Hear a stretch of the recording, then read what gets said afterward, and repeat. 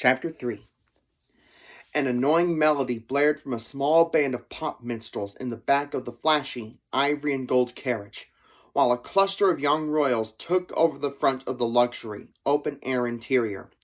Lavishing in the attention of their entourage always pulled, the girls in their gowns of velvet, ribbons, and shimmery satins, and the boys in their finely tailored vests and breeches, threw their heads back with obnoxious laughter in between sips of their exotic coffees and fancy teas. Being the sons and daughters of the realm's local noble class, they carried the torch of the long-standing royal court at Northbrook Valley High, better known by the self-instituted abbreviation, the RC. Conversely, this moniker had evolved among the commoners into the RP, tongue-in-cheek for the Royal Pains. And here they come, high society's future lords and ladies, Brittany, Tiffany, Stephanie, Anthony, Mickey, Ricky, and Gretchen. Rena cringed, suddenly forgetting about the scolding she had been giving Schmitty. Just because they have one of those brand new open-top carriages, they act like they rule the town, Schmitty added, hoping Rena would continue to forget his earlier offense. They do rule a town, Schmidt. At least, their families do anyway. Spell, if it wasn't for the fact that I really don't want to get expelled today, I'd be down to go totally medieval on the RP, Rena said with disgust. Seeing the royal court arrive at the edge of the lot suddenly ignited a feeling inside of Adela that she had not known in a very, very long time. Usually she ignored them, keeping well away since the school year began, but today felt different. And maybe it was because of the conversation she just had with Rena and Schmitty. How raw she now felt acknowledging her grief. Or how today was officially 4 months since Brogan had left them all. Whatever the catalyst, a righteous anger, long suppressed, suddenly rushed through her like a wave of fire. Adela stood up from their bench on the edge of the lot and turned around to face her two friends. No, you're right, Rena. Someone ought to go medieval on them. There's so much injustice in our realms, and yet they ride around in the newest carriages and finery, flaunting their parents' status, all while calling themselves that vacuous title. It's so pretentious, contrived, delusional. Right there with you, Dal, Rena nodded. They have the nerve to claim that they uphold goodwill for the realms with their positions on the morale squad and jousting team, and yet they get away with cheating the mark system here at the school while you guys study your hearts out.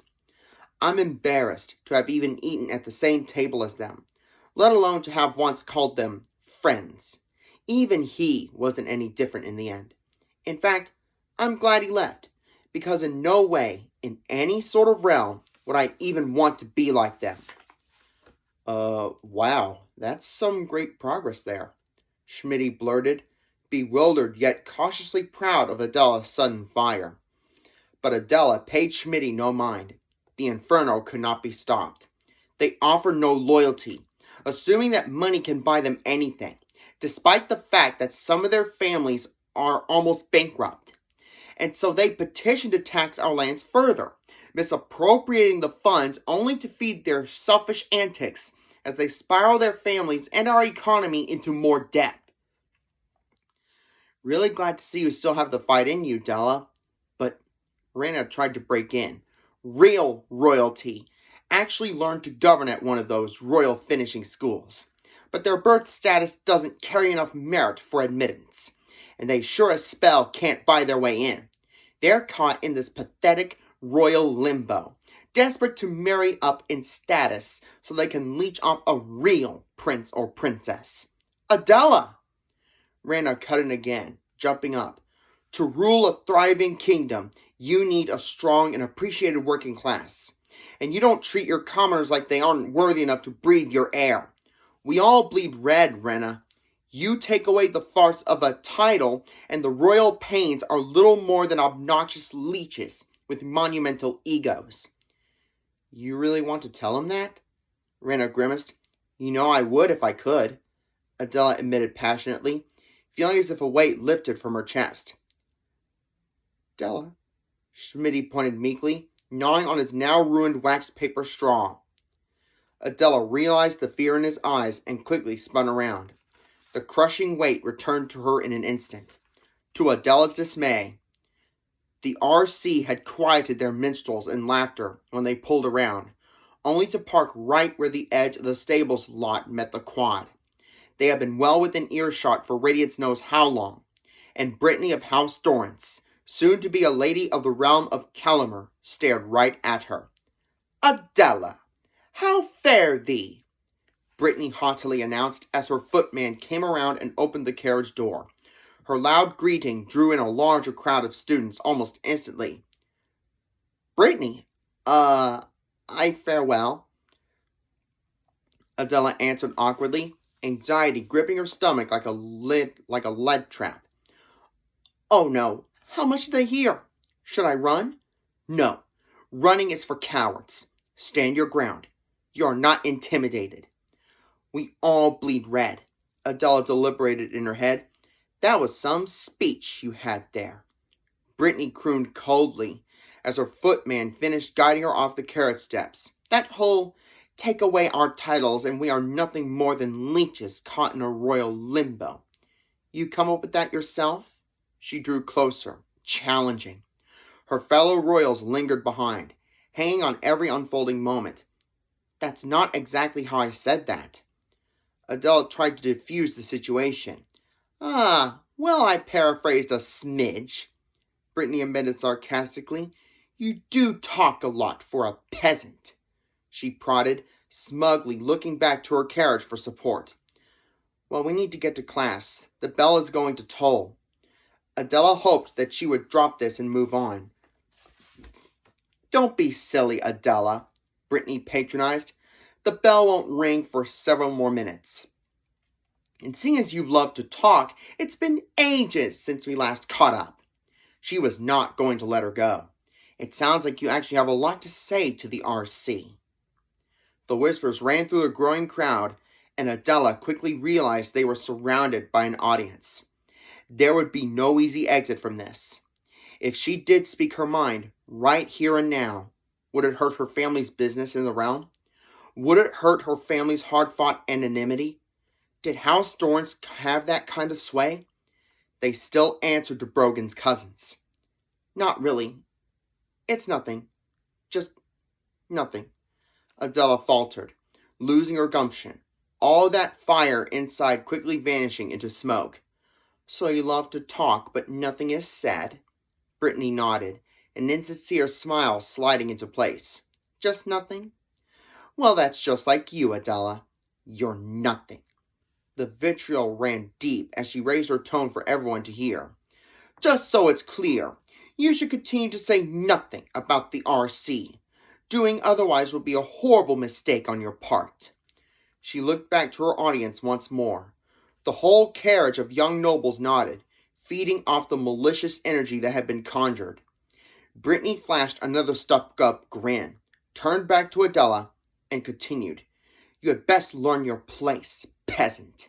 You're an insignificant commoner in the whole wide world we live in." She leaned in closer. "And that's all you'll ever be." She tossed her hair back, the dark blonde curls catching the sun's gleam. "Salutations, Rena! I have something for you." Tiffany chimed in. The footman had helped her from the carriage, and she took up a place next to Brittany, a thick leather folder with parchments near to bursting clutched tightly in her hands. "What?" Rena answered blankly. She was just about to defend Adela, a mere second away from going medieval on Brittany indeed. She had just stepped in closer with Schmitty to flank Adela's sides, but Tiffany stole her element of surprise. In their much younger years of school, Rena and Tiffany had once feuded over who would get to be class leader, and the tension only mounted year after year since, resulting in a bitter rivalry now mostly perpetuated by Tiffany's insecurity of her family's wavering status in the realm. "Could you put up these charity flyers for us around the school?" Tiffany's shrill voice rang as she swiftly shoved a bunch of papers from the folder into Rena's hands. It's for Brittany's exclusive birthday ball at her family's estate next month. How exactly is this charity work? Rena paused, holding the stack, her eyebrow hitching skeptically. It's charity because Brittany has graciously opened her invitation list to include commoners, Tiffany explained like this should have been obvious. Auditions are today at lunch. You know, to make sure that the best ones get invited. If you help us advertise, I'll put in a good word for you. We still need more hired help for the night. Her arrogant smile mirrored Brittany's. The whole carriage behind them howled with laughter, and some of the crowd joined in, too, entertained by the unfolding conflict. However, there were also murmurs of uneasy disapproval in the gathering. The fire suddenly reignited within Adela's blood as she stared at a rarely stunned Rena, glanced to Schmitty, who was frozen as well, and then back to the royal court. She might falter at standing up for herself, but Adela could never suffer anyone hurting her friends. You people! You do this all the time! Adela asserted, the strength in her own voice surprising her. Adela, don't. The bell's going to ring.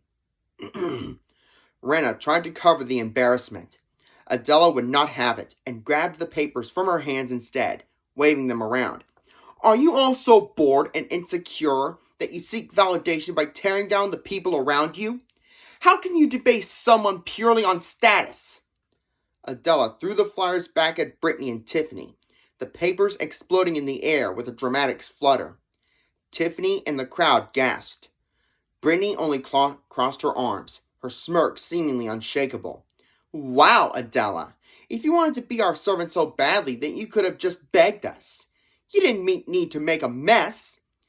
If you understood what being nobility actually means, Brittany, then you would grasp that you have a duty to be a servant for your realm. Adela's eyes narrowed defiantly. A noble being a servant? How does that even work? Brittany tried to hide her confusion with a scoff, looking around for approval. You're acting like you know what you're talking about. Actually, I do know what I'm talking about, Adela declared, forgetting that nobody actually knew her family's truth. Enlighten us then. How would you, a pathetic, lowly commoner, actually know what it takes to be a royal? Adela broke off. I can't tell them how I really know. They never believe me, and it could put my family in danger. Everyone waited for an answer, but Adela remained silent, only biting her lip. Brittany leaned in and whispered, Nothing? Again? You really do talk too much for a peasant. She then leaned out and announced for the world to hear, Such a bold claim coming from the common girl who used to court Prince Brogan. You all remember that, right? How he left her at our final assembly just a few months ago? The nobles in the carriage roared as the crowd reacted with a myriad of exclamations, many in disbelief that this altercation was taking place. They all knew exactly what Brittany was talking about. Adela's cheeks burned. Is that it, Adela? Brittany chided. Is that how you know about being royal? Because of your short run living vicariously through him? Because we all once ate at the same table? That was months ago, Brittany. Adela cringed, grinding her nails into her palms, staring her down. And yet you still squirm whenever it's brought up. Brittany laughed. Remind me, how did it go again? She taunted, turning to everyone else. In front of the entirety of Northbrook Valley High, the words of our dear Prince Brogan. You're not a royal. You are so annoying, and the only reason why I went out with you is because I felt sorry for you. She looked back to Adela. It was something like that, right? Brittany's icy laugh splintered through the air, nose held high, and her entourage joined her as they finally exited the carriage. A deep ringing told through the grounds, the first note dispersing the chattering witnesses in an instant, as if by magic. But Adela only stood there, the wind knocked from her chest, the blood draining from her limbs, the sensation threatening to buckle her knees. The memories of Brogan, of his betrayal, flooded into her all at once. She was drowning. Oh, Saved by the Bell, Brittany mock pouted as the crowd of students thinned out by the second, dashing off to their first sessions of the day. It was nice catching up with you, Adela. Until next time. The obnoxious girl winked and sauntered off into the campus with the rest of the jeering royal clique, their laughter echoing all the way to their classes. The massive carriage with its crew and minstrels rolled away to the far end of the lot. Adela still did not move, nor did Rena.